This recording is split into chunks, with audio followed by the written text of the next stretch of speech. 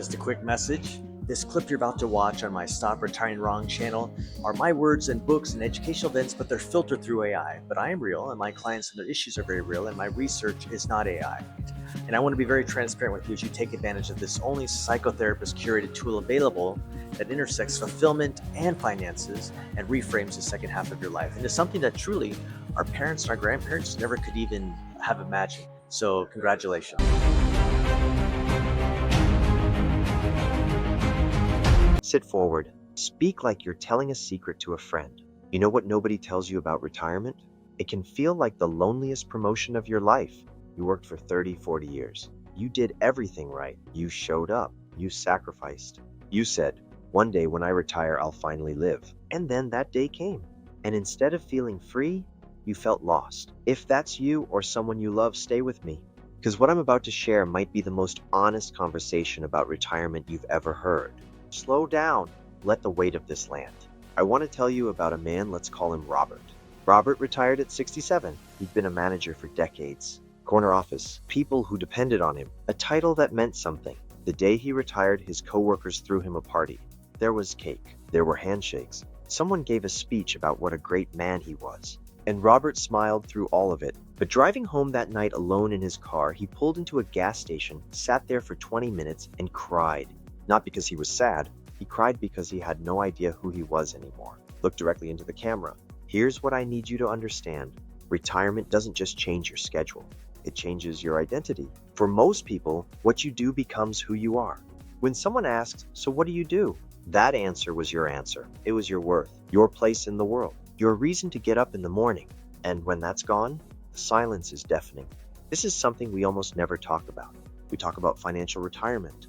We talk about travel and golf and grandchildren, but we don't talk about the grief, yes, grief that comes when a major chapter of your life closes. And if you're broke on top of all that, oh, it gets so much heavier. Take a breath. This one is real. Let's talk about the money because I know that's why a lot of you clicked on this video. Retiring with less than you planned, or nothing, or worse, debt. The shame of that is something people carry silently. I've worked with people who haven't told their own children how bad it really is. People who smile at family dinners and say, oh, we're fine, we're managing, and then go home and stare at a bank statement until their eyes blur. Because in our culture, financial failure in old age feels like personal failure. Like you didn't try hard enough. Like you should have known better. Can I tell you something important? That shame is a liar. The systems that were supposed to work pensions, savings plans, cost of living, they failed millions of people. The shame belongs to a broken system, not to you. But we still have to live in it. And that's where things get complicated. Softer now, compassionate. When you're retired and broke, there are two separate battles happening at the same time. There's the practical battle, how do I pay for groceries, utilities, medication? And there's the psychological battle, how do I live with this? How do I look my spouse in the eye? How do I stop the 3 a.m. spiraling that says this is all my fault? And here's the brutal truth that most finance videos won't tell you. You cannot solve the practical problem if the psychological one is destroying you from the inside. Anxiety, shame, and depression literally impair your decision making. They make it harder to ask for help, harder to research options, harder to take action. So before we talk about solutions, we have to talk about survival, emotional survival. Lean in, make them feel seen. Can I just say the quiet part loud for a second? Some of you watching this are scared.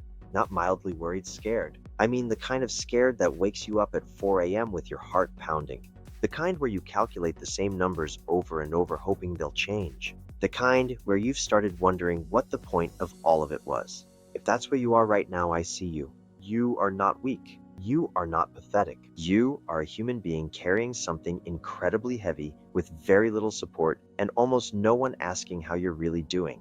This matters. You matter. And the fact that you're still here, still searching for answers, still watching this video, that tells me everything I need to know about who you are. Professional but warm.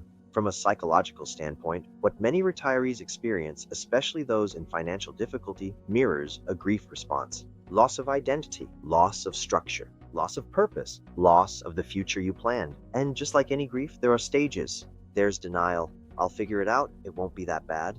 There's anger, I gave everything and this is what I get. There's bargaining, if I just cut back here maybe. And there's depression, the long gray stretch where nothing feels worth trying.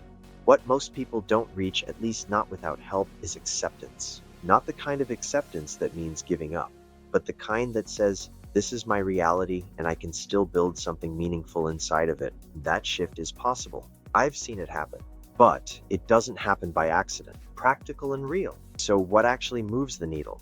Here's what I've seen work, not just in theory, but in real lives. 1. Name what you've lost. Not just the money, the identity, the routine, the respect, the dream. You cannot grieve what you haven't named. 2. Find one small anchor every single day. Something that gives your day shape. A walk, coffee at a specific time, a phone call.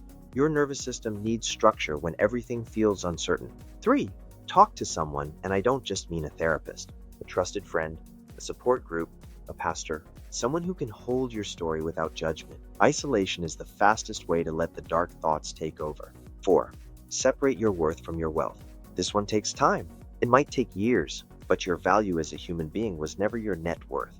Not one single dollar of it. The emotional pivot. Speak from the heart. I want to leave you with something that one of my composite clients, a woman in her early 70s, said after months of working through exactly this. She said, I thought retirement was supposed to be the reward at the end. I didn't know it was going to ask me who I really was. And then she smiled and said, but I'm kind of glad it did, because I finally met myself. That's what's possible on the other side of this. Not perfection, not a padded bank account, but a self that knows its own worth. A life that has meaning without a title or a salary attached to it. You didn't come this far to fall apart. You came this far because you're the kind of person who keeps going. So keep going. Calm, clear, professional. If you are struggling, please reach out to a qualified professional in your area. You deserve real support. Friendly, warm wrap-up. If this video touched something in, you share it with someone who needs to hear it. Leave a comment below.